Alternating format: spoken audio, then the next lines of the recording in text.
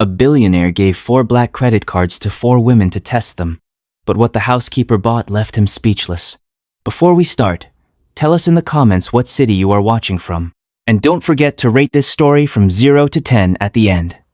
Enjoy the story. I can't take it anymore, Marcus, Sebastian Blackwood said, throwing his blazer onto the couch with frustration. It was a nightmare. She took a selfie with the dessert, called me her favorite ex, and even tried to toast to getting back together with a glass of sparkling wine.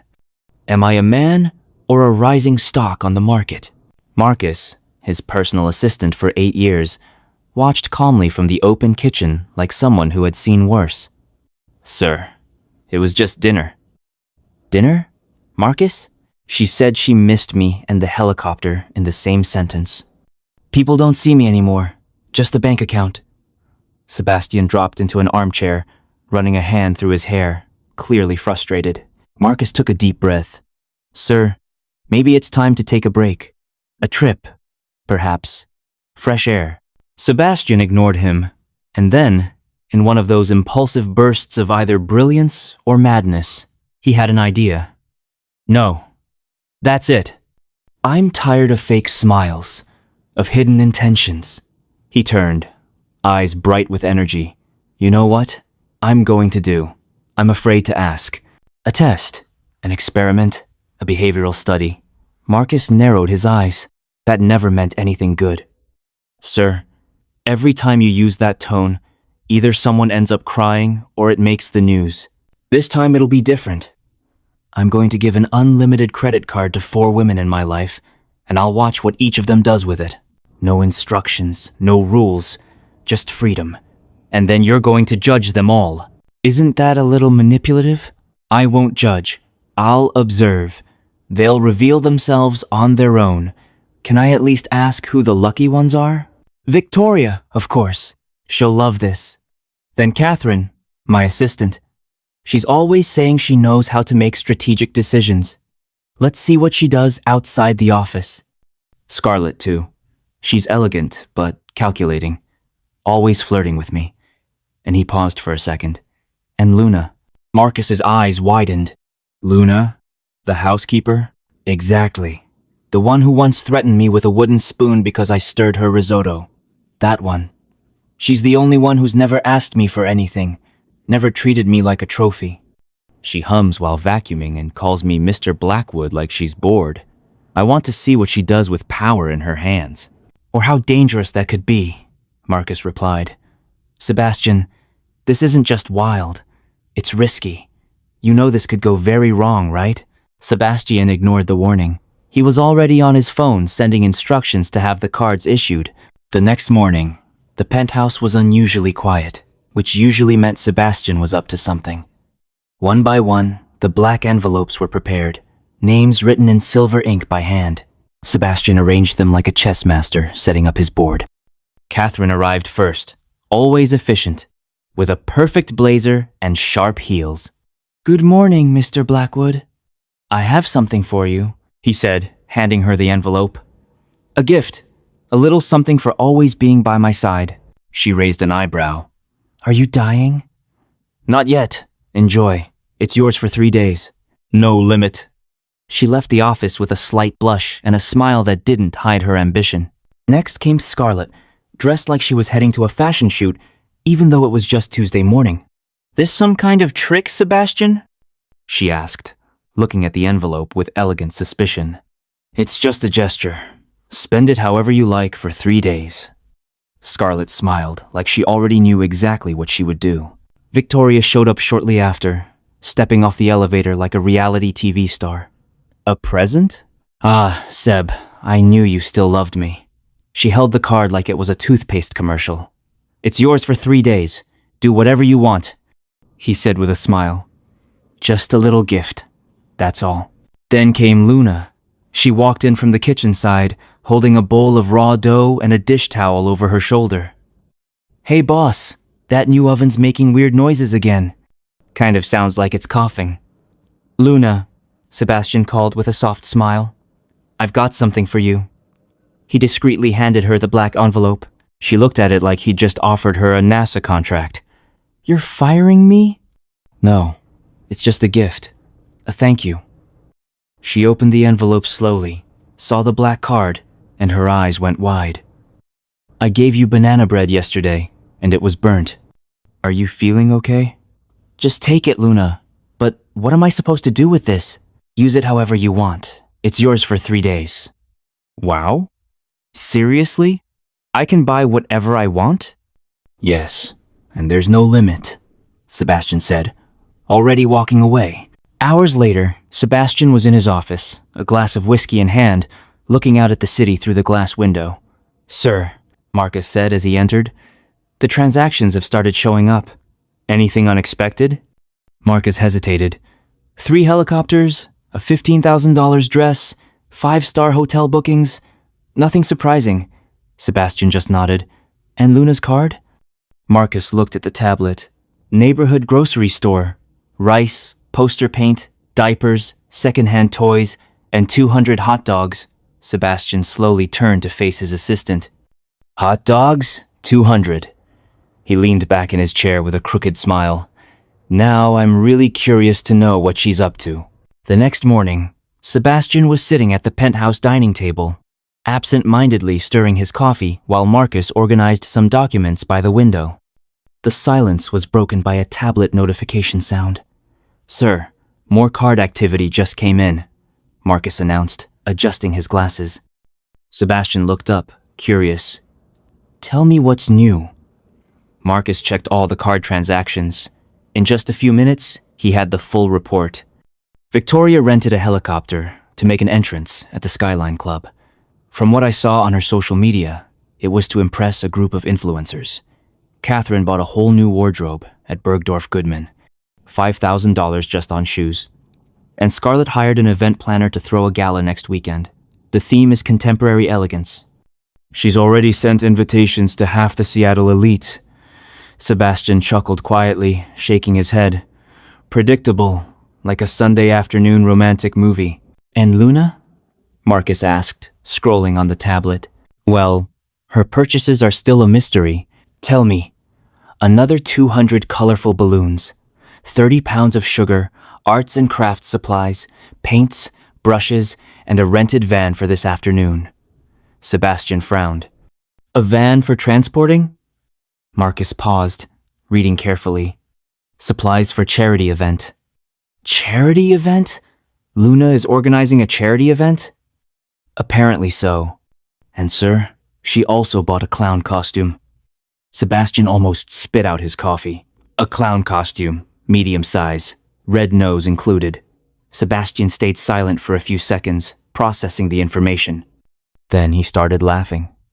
Marcus, of all the things I imagined might come out of this experiment, Luna as a clown was definitely not on the list. Maybe she's planning a career change. Sir. Or maybe. Sebastian paused, thoughtful. Maybe she's a lot more interesting than I thought. Marcus watched him with a discreet smile. You're curious, aren't you? Very. And you know what happens when I get curious? You do something impulsive and probably problematic. Exactly. Sebastian stood up and walked to the window. I need to find out what she's up to. Sir, with all due respect, spying on the maid might not be the best idea. It's not spying, Marcus. It's scientific observation. Of course it is. Sebastian spent the rest of the morning restless, trying to work, but constantly distracted. By 2:00 the afternoon, he couldn't take it anymore. He grabbed the keys to his most discreet car, a black SUV, and left the penthouse. Following the address Marcus had gotten from the van rental company, Sebastian arrived at a neighborhood he rarely visited. The houses were simple but well cared for, and in the distance, he saw a small building with a sign that read, Street. Francis' home, shelter, and support. Sebastian parked across the street and watched. The van was there, back doors open, and Luna was moving in and out, carrying colorful boxes. She wore an old t-shirt and jeans, her hair in a messy bun, and even from far away, he could hear her cheerful voice chatting with someone.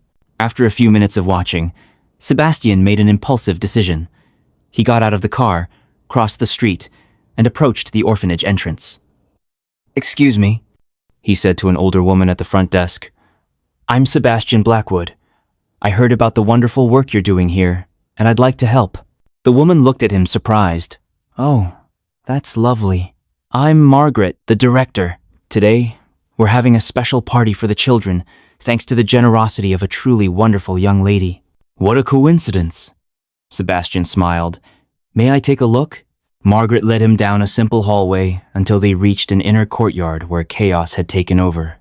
There were about 20 kids running in every direction, colorful balloons hanging from trees, tables covered with bright paper, and in the middle of it all, Luna. She was wearing a clown costume, a yellow and blue striped jumpsuit, big red shoes, and a rubber nose, and was trying to teach a group of kids how to make balloon animals. The result was a hilarious disaster. So, everyone, now you twist it like this, and bang, the balloon popped in her hands. Oops, looks like that one turned into confetti. The kids burst out laughing, and Luna laughed too, pulling pieces of balloon out of her hair. All right, let's try again. This time with less pressure and more hope. Sebastian leaned against a nearby tree, watching in fascination. Luna was completely at ease, playing with the children as if they were old friends.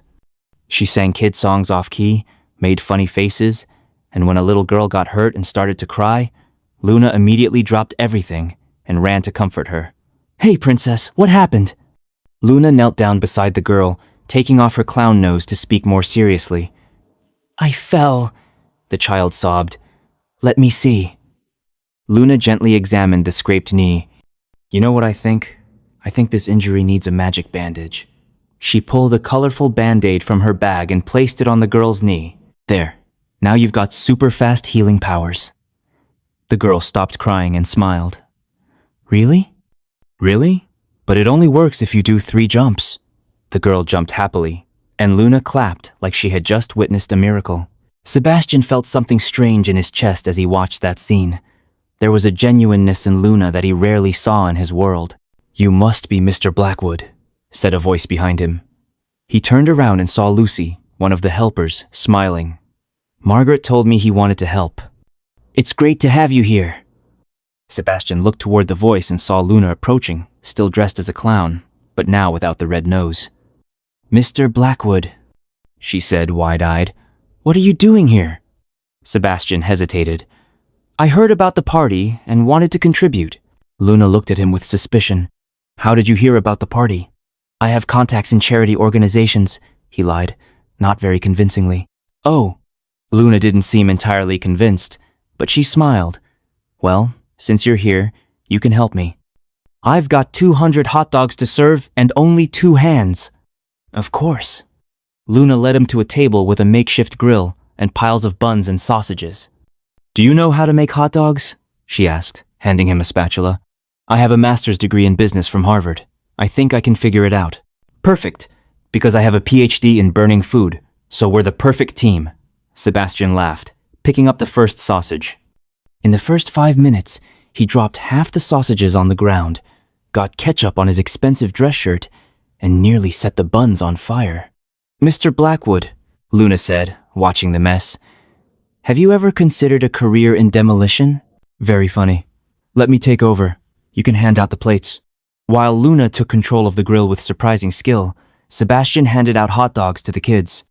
With each one he gave out, he heard excited stories, received crayon drawings, and got bombarded with questions about his job. Are you really rich? Asked a boy around 8 years old.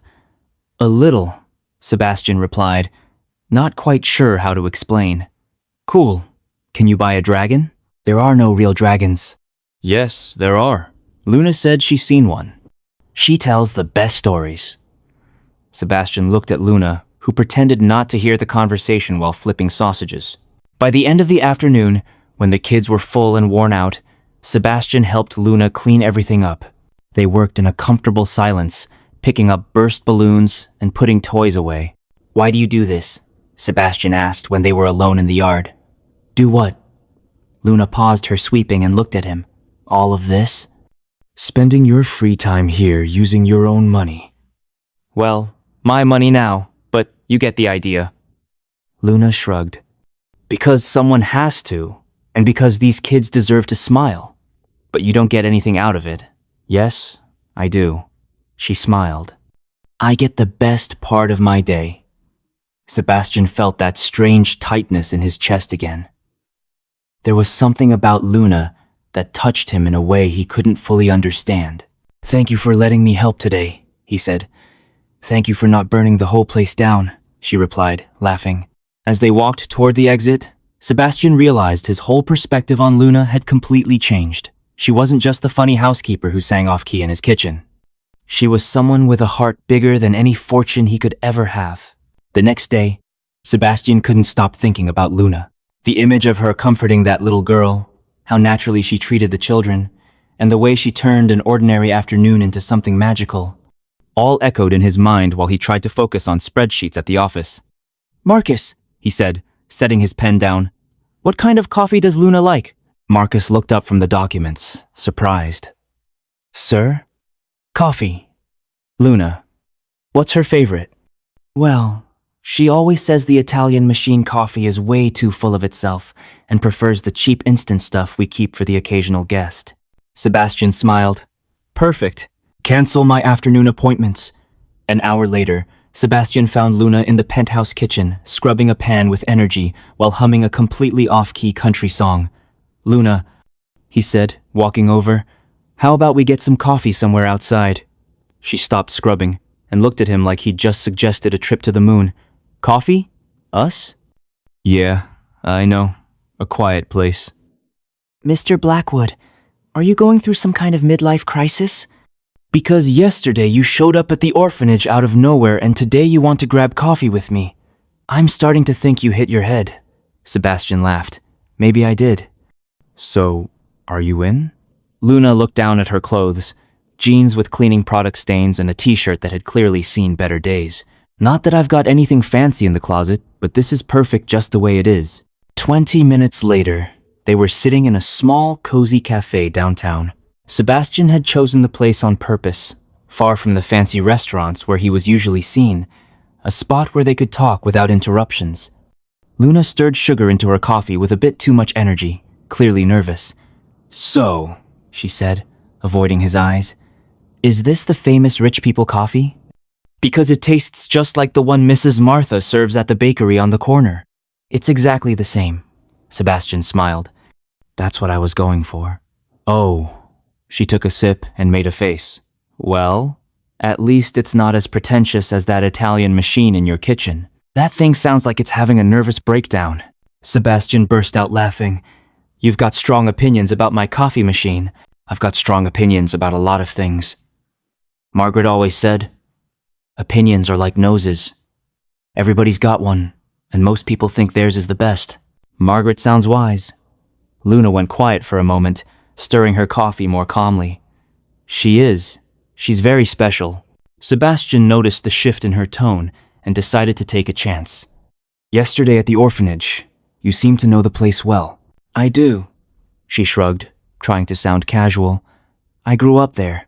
The simplicity of her response caught Sebastian off guard. He expected her to dodge the topic, hesitate, maybe avoid it entirely. You grew up at the orphanage? From day 1 to 18. My mother left me there when I was a baby. According to Margaret, she was very young and had no means to raise me. She left a note saying she loved me, but wanted me to have a better chance in life. She spoke as if she were talking about the weather, but Sebastian could see the quiet pain behind her forced smile. Luna, Hey, don't give me that sad puppy face, she interrupted with a laugh. It wasn't all bad. Margaret's an angel. The other kids became my family, and I learned to cook helping out in the kitchen since I was 8. That's where I discovered my natural talent for burning food. But it must have been hard sometimes, she admitted, letting her guard down for a moment, especially when the other kids got adopted and I stayed behind. After a while, you just get it. You know, maybe it's just not meant for you. Maybe you're the one who stays behind to look after the others. Sebastian felt a tightness in his chest. There was so much strength in this woman, so much resilience hidden behind her humor. And at 18, you leave. That's the rule. I got a job at a sandwich shop, shared a tiny apartment with 2 roommates, and visited the kids whenever I could, until I found the ad for the job at your place. And well, you know the rest. Your coffee is terrible. Your coffee maker thinks it's better than everyone else, but you pay well. And don't complain when I sing into the vacuum. You sing very off-key, Sebastian said, trying to lighten the mood. I know. Luna laughed wholeheartedly. It's a talent. Not everyone can make a beautiful song sound like nails on a chalkboard. They kept talking for another hour about random and trivial things. But Sebastian felt like he was truly getting to know Luna for the first time.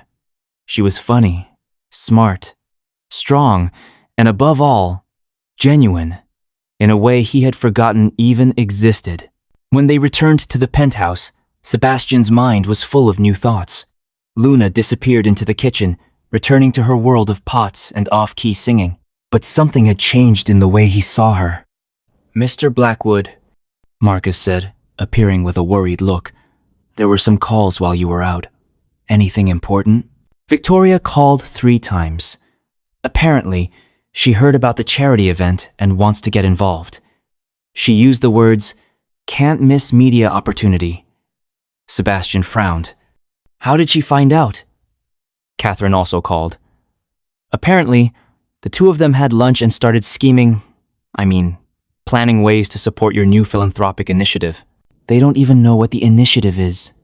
No, but Victoria already posted a photo on Instagram with the caption, "Getting ready with special surprises for a cause very close to my heart. It has 15,000 likes."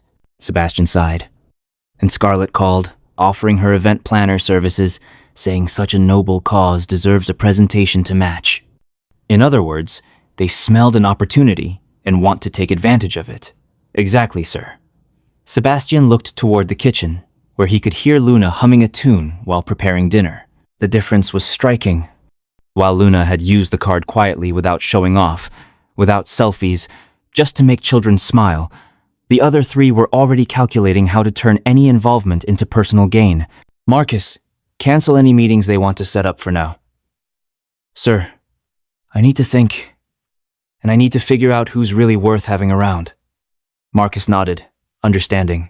And the credit card experiment? How would you evaluate the results so far? Sebastian stayed silent for a moment, listening to Luna's off-key voice echoing through the penthouse.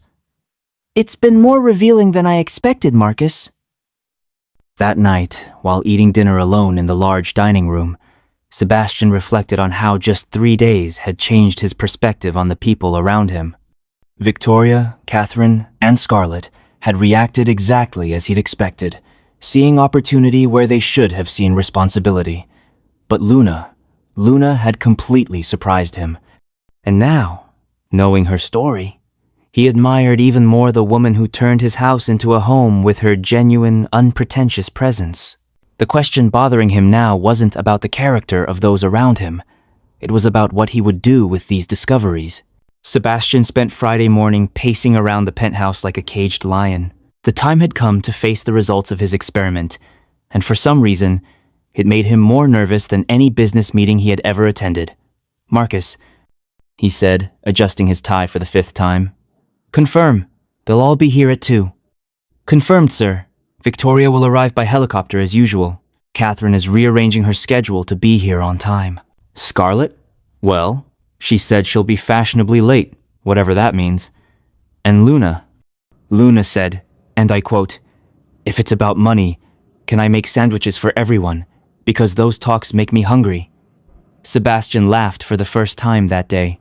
She knows she'll have to return the card. Actually, sir, she tried to return it yesterday. She said 3 days of unlimited buying power was more than enough for a lifetime. At exactly 2, the penthouse living room looked like a scene from a suspense movie. Victoria had arrived 15 minutes early, wearing a dress that cost more than most people make in a year, standing strategically near the window where the light hit her perfectly. Catherine was sitting with perfect posture, tablet in hand, ready to take notes as if it were a board meeting. Scarlett showed up exactly 10 minutes late as promised, wearing sunglasses even though they were indoors. Luna was the last to appear, coming out of the kitchen with her hands still damp from washing dishes, drying them on her apron. "Sorry I'm late, folks. I was finishing cleaning the oven." That thing looked like a battlefield. Sebastian took in the striking contrast between the four women. While three of them looked ready for a photo shoot, Luna looked like she'd just come out of a fight with rebellious appliances. Well, Sebastian began, standing in the center of the room. First of all, thank you all for being here. 3 days ago, I gave each of you a credit card as a gift to use however you wanted. But the truth is, it wasn't a gift. It was an experiment. Victoria, Scarlett, and Catherine exchanged shocked looks at Sebastian's revelation. And it was an amazing experience, Seb, Victoria interrupted, flashing a bright smile. It really made me reflect on the endless possibilities in life. Catherine gave a professional nod. It was a unique opportunity to explore personal strategic investments. Scarlett simply gave a graceful nod, as if she were agreeing with something deeply philosophical.